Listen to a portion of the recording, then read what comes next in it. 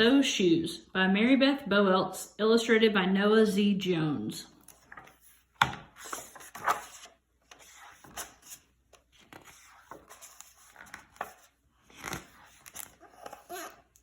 I have dreams about those shoes. Black high tops, 2 white stripes. Grandma, I want them. There's no room for want around here, just need. Grandma says, and what you need are new boots for winter.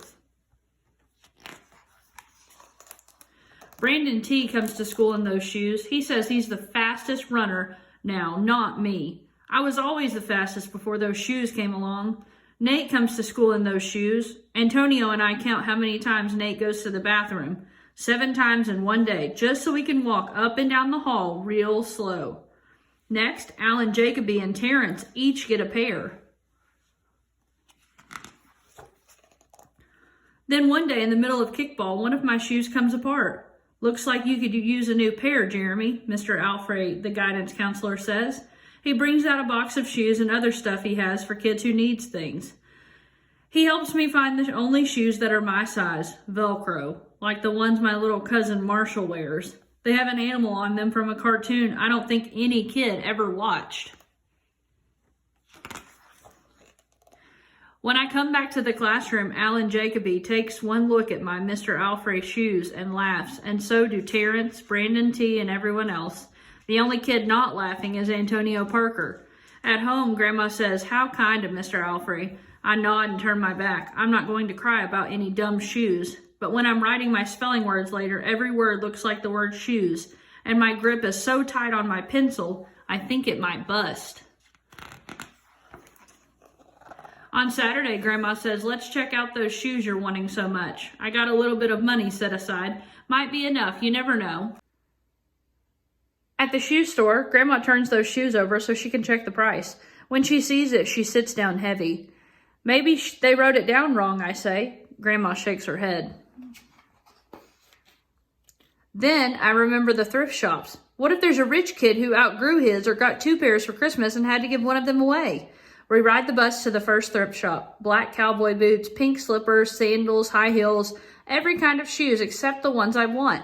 We ride the bus to the second thrift shop. Not a pair of those shoes in sight. Around the corner is the third thrift shop. I see something in the window. Black shoes with 2 white stripes. High tops. Perfect shape. $2.50. Those shoes. My heart is pounding hard as I take off my shoes and hitch up my baggy socks. How exciting, Grandma says. What size are they? I shove my foot into the first shoe, curling my toes to get my heel in. I don't know, but I think they fit. Grandma kneels on the floor and feels for my toes at the end of the shoe. Oh, Jeremy, she says, I can't spend good money on shoes that don't fit. I pull the other shoe on and try and walk around. They're okay, I say, holding my breath and praying that my toes will fall off right then and there. But my toes don't fall off. I buy them anyway with my own money, and I squeeze them on and limp to the bus stop. At home a few days later, Grandma puts a new pair of snow boots in my closet and doesn't say a word about my 2 big feet shuffling around in my 2 small shoes. Sometimes shoes stretch, I say. Grandma gives me a hug. I check every day, but those shoes don't stretch. I have to wear my Mr. Alfred's to school instead. One day during math, I glance at Antonio's shoes. One of them is taped up, and his feet look smaller than mine. After school, I head to the park to think. Antonio is there, the only kid who didn't laugh at my Mr. Alfred shoes. We shoot baskets. A loose piece of tape on Antonio's shoe smacks the concrete every time he jumps. I think, I'm not going to do it. We leap off the swings. I'm not going to do it. We race from one end of the playground to the other. I'm not going to do it, I say. Do what? Antonio says, breathing hard. Grandma calls me for supper and invites Antonio over too. After supper, he spies my shoes. How come you don't wear them? Antonio asks. I shrug. My hands are sweaty. I can feel him wishing those shoes were his. That night, I am awake for a very long time, thinking about Antonio. When morning comes, I try on my shoes one last time. Before I can change my mind, the shoes are in my coat. Snow is beginning to fall as I run across the street to Antonio's apartment.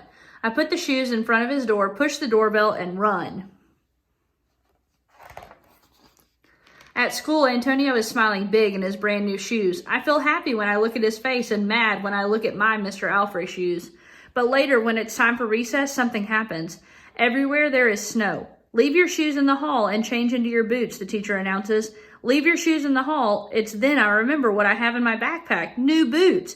New black boots that no kid has ever worn before. Standing in line to go to recess, Antonio leans forward and says, "Thanks." I smile and give him a nudge. Let's race.